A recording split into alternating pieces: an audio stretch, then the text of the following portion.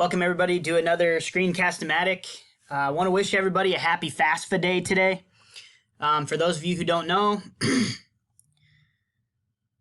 the free application for federal student aid, or FAFSA, is the form developed by the U.S. Department of Education that is used by colleges and universities to determine how much financial aid a student qualifies for. So first and foremost, I put out a bunch of stuff about the financial aid night on Facebook Live yesterday with ICANN. October 1st is the opening day for the FAFSA. Just want to, again, provide some reminders and any assistance that I can in terms of, kind of the first steps in getting things rolling with your FAFSA document. First and foremost, this is an extremely helpful page where it talks about creating an FSA ID. You need the FSA ID before you do anything with the FAFSA.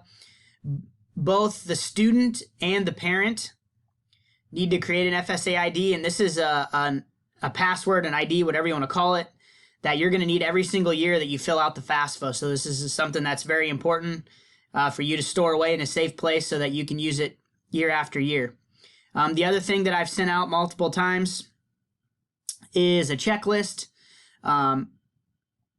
My recommendation is to make an appointment to do the FAFSA. This link has been sent out to both parents through Bright Arrow and students through their school email. If you click right here, you can schedule an appointment at the ICANN center nearest you, which for us would be in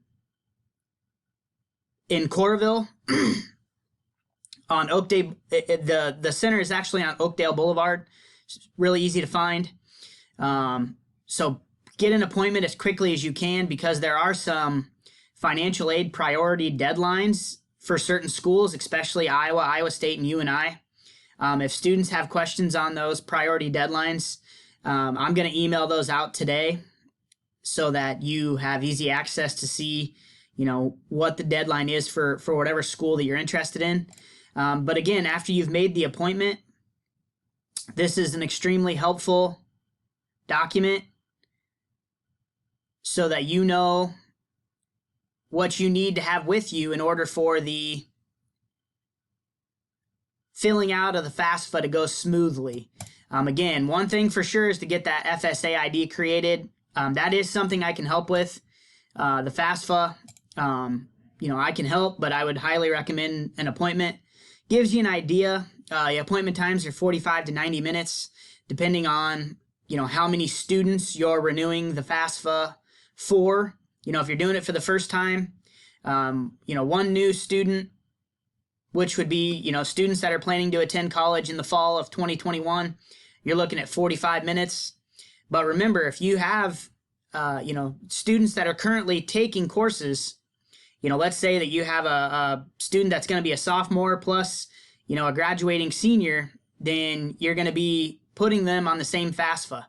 You would all three need different FSA IDs, but you're looking at a 60-minute appointment for that. So read the different stuff that I've sent out.